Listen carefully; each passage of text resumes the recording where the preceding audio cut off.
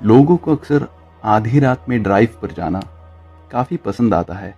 मैंने, आपने, हम सब ने अपनी ज़िंदगी में कभी ना कभी तो आधी रात में ड्राइव की है या फिर ड्राइव पर गए हैं। पर कभी कभी वो आधी रात की ड्राइव कितनी खौफनाक साबित हो सकती है, ये हम आज अपने एपिसोड में देखेंगे। तो आज हम आपके लिए लेकर आए हैं 3 आधी रात की ड्राइविंग की कुछ ऐसी खौफनाक कहानियाँ जिससे आपका दिल दहल जाएगा। तो चलिए बिना किसी देरी के हम आज की कहानियों का सिलसिला और आज का ये एपिसोड शुरू करते हैं।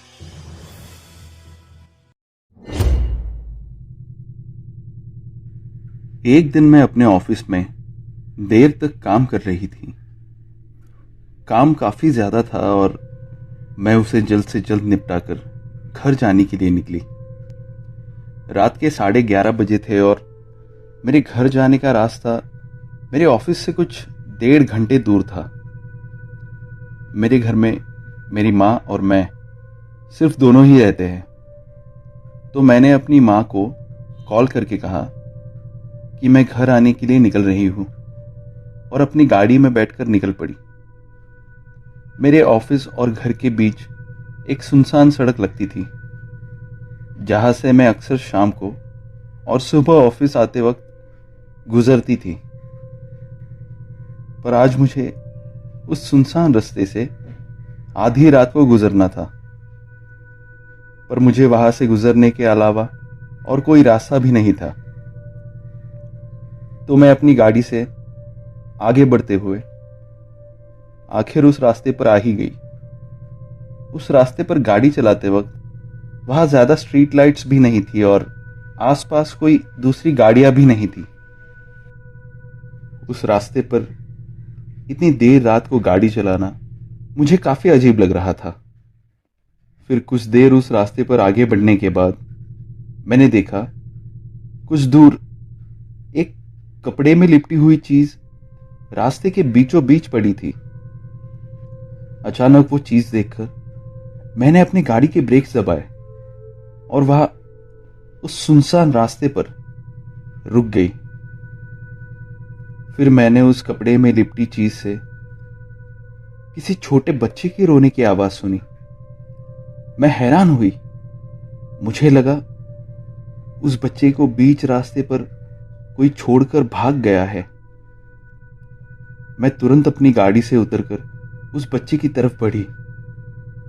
मैंने पास जाकर देखा तो वो एक नकली प्लास्टिक का बच्चा था। जैसे वो रोने वाले बच्चे का खिलौना होता है वैसा। मैं कंफ्यूजन में आकर उसे उठाकर यहां वहां देखने लगी। वहां कोई नहीं था। मैं उस खिलौने को लेकर अपनी गाड़ी की तरफ बढ़ी। मैं दरवाजा खोलकर अंदर जा ही रही थी, तब मैंने देखा पीछे से एक गाड़ी मेरी तरफ अपनी लाइट्स को फ्लैश करते हुए और हॉर्न बजाते हुए मेरे पास आ रही थी। मैं तुरंत अपनी गाड़ी में बैठी और वहां से तेजी से निकल गई। पर अपनी रेयर व्यू मिरर में जब मैंने देखा तो वो गाड़ी अब भी दिख रही थी और वो अब भी मेरी तरफ तेजी से हॉर्न बजाकर मेरा पीछा कर रही थी। मेरा घर अब ज्यादा दूर नहीं था। मैंने अपनी मां को कॉल किया और कहा जल्दी पुलिस को कॉल करे, कोई मेरा पीछा कर रहा है और मैं खुद पुलिस को इस सिचुएशन में कॉल नहीं कर सकती। और ये कहकर मैंने फोन कट कर दिया और अपनी स्पीड और बढ़ाकर गाड़ी तेजी से चलाने लगी। पर वो गाड़ी वो अब भी मेरा पीछा छोड़ नहीं रही थी और मैं अब काफी डर गई थी। फिर मैंने देखा मेरा घर आ गया है। मैंने तेजी से घर की तरफ गाड़ी को मोड़ा। मेरी मां घर के बाहर हाथ में किचन की छुरी लेकर खड़ी थी और वो गाड़ी अभी भी मेरे पीछे से हॉर्न बजाते हुए आ रही थी। मैंने घर से कुछ फीट दूरी पर अपनी गाड़ी रोककर बिना चाबी लिए घर की तरफ भागी। जहां मेरी मां खड़ी थी, और वो गाड़ी जो मेरा पीछा कर रही थी वो मेरे घर के दरवाजे के करीब आकर रुकी। तब हमने देखा एक एक बूढ़ा आदमी और उसकी पत्नी गाड़ी में बैठे थे, और वो जोरों से चिल्लाकर कहने लगे, तुम्हारी गाड़ी के पीछे की सीट पर एक आदमी छुपा है। तब हमने देखा एक आदमी जिसने काले कपड़े पहने थे, सर पर काली टोपी पहनी थी और अपने मुंह को काले स्कार्फ से ढका था। वो आदमी हमारी गाड़ी की बैक सीट से बाहर आया और रात के अंधेरे में भागकर गायब हो गया। वो गाड़ी में बैठे बूढ़े कपल मुझसे कहने लगे, हम कितनी देर से तुम्हें हॉर्न बजाकर रोकने की कोशिश कर रहे थे, तुम्हें यही बताने के लिए कि जब तुम अपनी गाड़ी के बाहर निकली, एक आदमी दबे पांव तुम्हारी गाड़ी की डिक्की में बैठते हुए हमने देखा और तेजी से तुम्हें हॉर्न बजाकर सतर्क करने की कोशिश कर रहे थे। उनकी ये बात सुनकर मेरे होश उड़ गए। तभी पुलिस वहां आई और हमने उन्हें सारी कहानी बताई। फिर पुलिस ने कहा, वो खिलौना वहां राह चलते लोगों को फंसाकर उनकी गाड़ी में घुसने के लिए वहां रखा था, और उसके बाद उस इंसान का क्या इरादा था वो सिर्फ वही जानता है। पुलिस ने कहा, वो जल्द से जल्द उस इंसान को ढूंढ निकालेंगे। मैंने उस बूढ़े कपल का शुक्रिया अदा किया और वो वहां से मुझे अपना ध्यान रखने के लिए कहकर निकल गए। मैं आज भी सोचती हूं, आखिर उस इंसान का क्या इरादा होगा, और अगर वो कपल उसे मेरी गाड़ी की डिक्की में जाते हुए ना देखते तो क्या होता। ये सोचकर आज भी मेरा कलेजा पानी पानी होता है। और अब चाहे जो हो जाए, मैं किसी भी हालत में देर रात तक ऑफिस में नहीं रुकती और दिन में भी कहीं अपनी गाड़ी रोकने से कतराती हूं। और मेरा ये मानना है कि हमें रात के वक्त भूत, प्रेत और आत्माओं से डरने के बजाय इंसानों से डरना चाहिए और हमेशा सतर्क रहना चाहिए।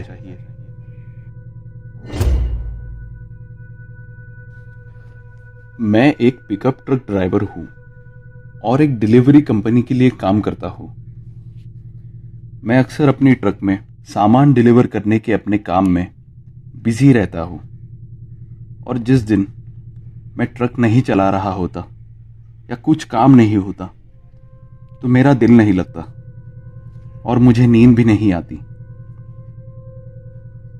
तो ऐसे खाली समय में भी मैं रात के वक्त जब मुझे नींद नहीं आती तो अपनी पिकअप ट्रक में बैठ लॉन्ग ड्राइव पर जाकर ट्रक चलाता हूं। यह करने से मुझे थकान भी महसूस होती है और ड्राइव करके घर पहुंचने पर नींद भी आती है।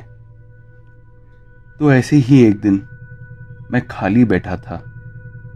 डिलीवरी के लिए उस दिन कोई ऑर्डर्स नहीं थे और मैं काफी बोर हो रहा था। मैं रात को सोने गया तो मुझे नींद भी नहीं आई। तो मैंने वही करने का सोचा जो मैं हर बार करता था। मैंने लॉन्ग ड्राइव पर जाने की सोची। रात के 12:30 बजे थे और मैंने सोचा 1 घंटे की लॉन्ग ड्राइव करके घर वापस आ जाऊंगा। थोड़ी थकान भी महसूस होगी और नींद भी अच्छी लगेगी। तो मैं अपनी पिकअप ट्रक लेकर रात में अपनी लॉन्ग ड्राइव पर निकल पड़ा। ये कहानी को ठीक से समझने के लिए मुझे आपको मेरी पिकअप ट्रक के बारे में बताना जरूरी है। तो मेरी जो पिकअप ट्रक है वो 4A साइज की 4x4 फोर्ड कंपनी की F-150 मॉडल की पिकअप ट्रक है। आगे ड्राइवर और पैसेंजर सीट है, पीछे एक पार्टीशन है और उस पार्टीशन के बीच में एक खिड़की है, यानी एक विंडो है, जिससे पीछे रखा हुआ सामान देखना आसान होता है। तो मैं वो अपनी पिकअप ट्रक लेकर निकल पड़ा। मैं टेक्सास शहर के हाईवे नंबर 84 पर चल रहा था।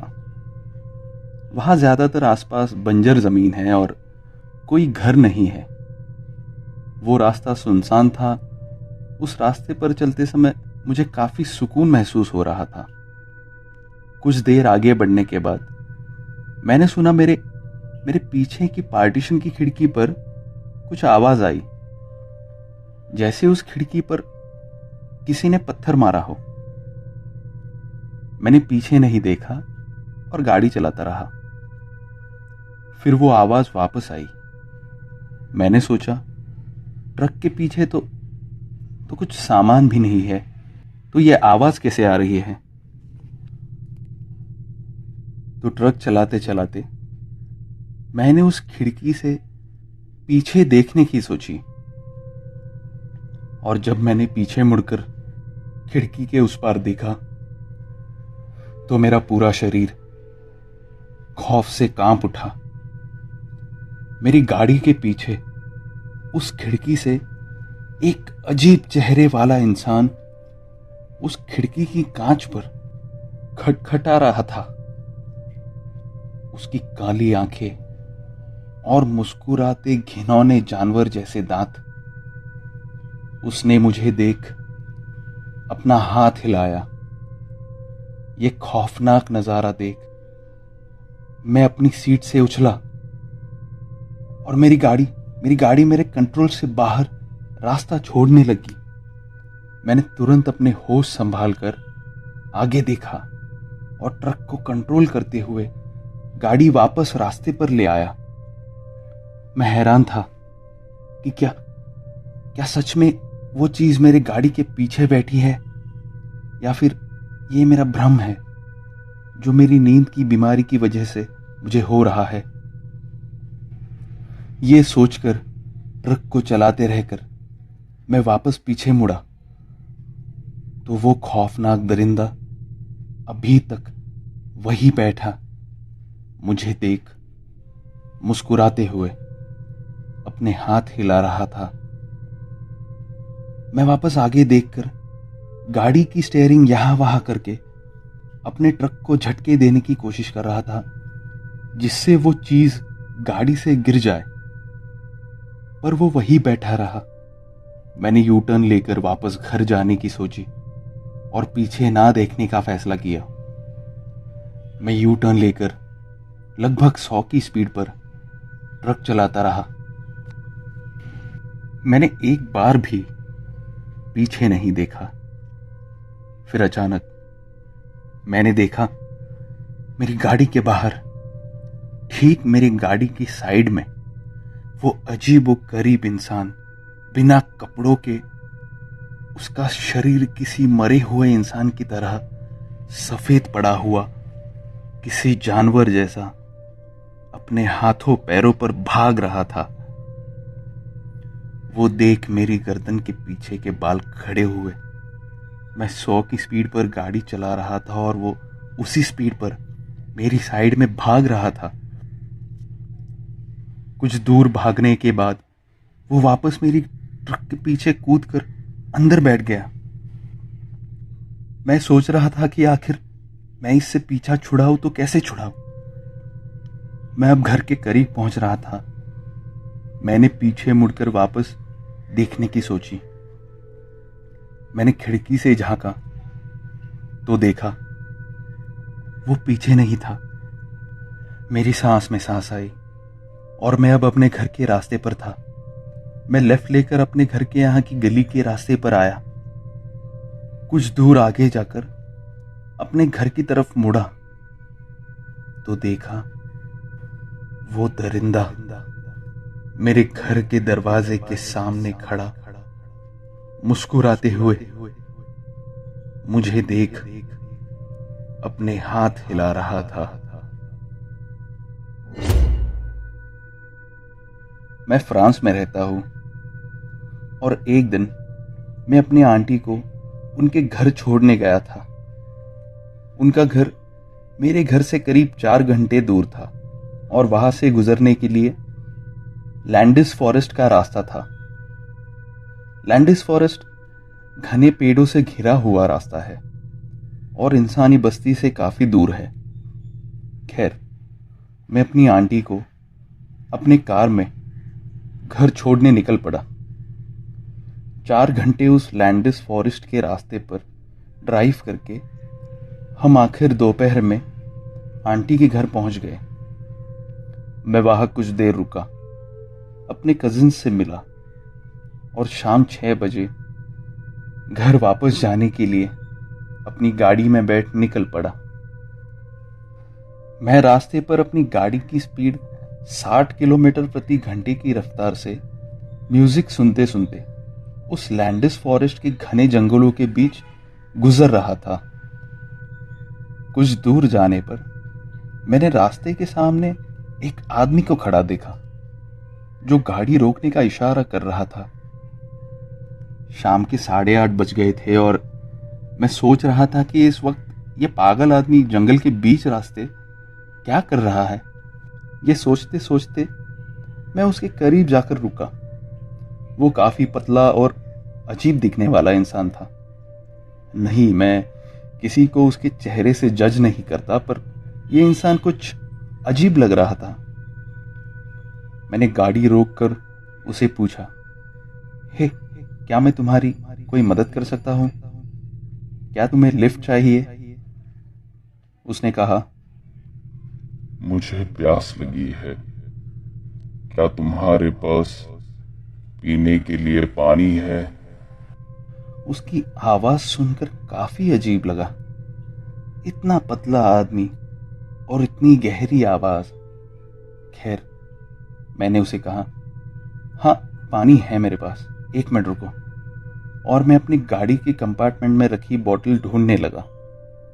मुझे बोतल मिल गई और पानी देने के लिए मैंने अपना हाथ बाहर निकाला तो मैंने देखा वो आदमी अचानक गायब हो गया। मैंने सोचा, यह आखिर कहां चला गया? मैंने गाड़ी का दरवाजा खोला और उसे देखने लगा कि आखिर वो कहां चला गया। फिर मैंने देखा उस झाड़ियों के अंदर एक बड़ा सा पत्थर था और उसके पीछे से 2 लंबे आदमी हाथ में कुल्हाड़ी लेकर मेरी तरफ दौड़ कर आ रहे थे। उन्हें देख मैं चौंक गया और तुरंत अपनी गाड़ी में बैठ वहां से भाग निकला। मैं 5 मिनट तक गाड़ी चलाते रहा, पर मैंने पीछे मुड़कर बिल्कुल भी नहीं देखा। कुछ और आगे बढ़ने पर जब थोड़ा रिहायशी इलाका मुझे दिखने लगा तो मेरी सांस में सांस आई। मैंने गाड़ी की स्पीड कम की और धीरे धीरे आगे बढ़ा। अचानक मेरी नजर मेरे गाड़ी के रेयर व्यू मिरर पर पड़ी और मैंने जो देखा उससे मेरी आत्मा जैसे मेरे शरीर से बाहर आ गई। मैंने देखा मेरी गाड़ी के पीछे की सीट पर वो पतला आदमी बैठा था और मुझे देख रहा था, जैसे वो मेरी आत्मा में झांक रहा हो। मैं बौखला गया और तुरंत अपने गाड़ी की ब्रेक दबाए और घबराते हुए पीछे मुड़कर उस पागल आदमी से पूछा, तुम मेरी गाड़ी के अंदर कैसे आए? क्या चाहते हो तुम? वो चुपचाप मुझे देखते हुए बैठा रहा। मैंने फिर पूछा, कौन हो तुम? फिर उसने कहा, मैं भूखा हूं और मुझे तुम्हें खाना है। उसके ये कहते ही मैं गाड़ी का दरवाजा खोलकर भाग गया और आगे सड़क के किनारे मुझे एक घर दिखा। मैंने उस घर का दरवाजा जोर जोर से खटखटाया। एक आदमी ने दरवाजा खोला। मैंने उससे कहा, मेरे गाड़ी में एक अजीब आदमी बैठा है, मुझे प्लीज उससे बचा लो। उसने यहां वहां देखकर मुझे घर के अंदर ले लिया और उसके बाद उसने पुलिस को कॉल किया। मैं डरा हुआ बिना कुछ कहे एक कोने में बैठा रहा। फिर 5 मिनट में पुलिस आई और वो आदमी जिसने मुझे बचाया वो पुलिस से कुछ बातें करने लगा। पुलिस ने मुझसे कुछ पूछताछ की और मैंने उन्हें सारी कहानी बताई। उस पुलिस ने अपनी मुंडी हिलाते हुए जैसे जैसे वो आदमी के बारे में जानता हो, वो मेरी कार को सर्च करने लगा। उस कार में कोई नहीं था और फिर मैं एक पुलिस कार में बैठ गया और एक पुलिस सार्जेंट ने मेरी गाड़ी चलाई और मुझे घर पर ड्रॉप किया। मेरे माता पिता पुलिस को मेरे साथ देख डर गए। उन्होंने पूछा, क्या बात है? फिर उन 2 पुलिस ऑफिसर्स ने जो बताया वो काफी खौफनाक था। उन्होंने कहा, लैंडिस फॉरेस्ट के उन जंगलों में कुछ कैनिबल्स घूम रहे हैं जो इंसान का मांस खाते हैं, और आज तुम्हारे लड़के का नसीब अच्छा था कि वो उनके बिछाए जाल से बच गया। वो अक्सर लोगों को किसी न किसी बहाने से उस जंगल में रोकते हैं और मौका देखकर उन्हें मारकर खा जाते हैं। हम कई हफ्तों से उनकी तलाश पर है, पर वो अब तक हमें नहीं मिले। आपका लड़का पहला ऐसा इंसान है जो अपनी कहानी बताने के लिए जिंदा है, वरना वहां हमें सिर्फ लोगों की करीब 8 डेड बॉडीज मिली है। ये सुनकर मेरे माता पिता और मैं शॉक में आ गए और हम एक दूसरे के गले लगकर रो पड़े।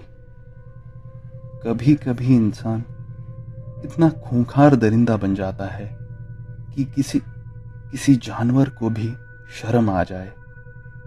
इस घटना के कुछ दिन बीतने के बाद हमने पुलिस से इस बारे में पूछताछ की, पर उन्होंने कहा कि वो कैनिबल्स यानी वो आदमी का मांस खाने वाले दरिंदे उन्हें अब तक नहीं मिले।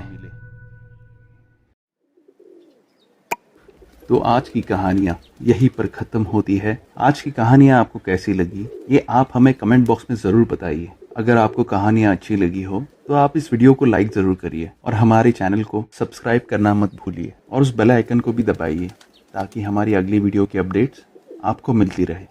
तो चलिए हम आपसे मिलते हैं अगले एपिसोड में। तब तक के लिए आप अपना ख्याल रखिए। धन्यवाद।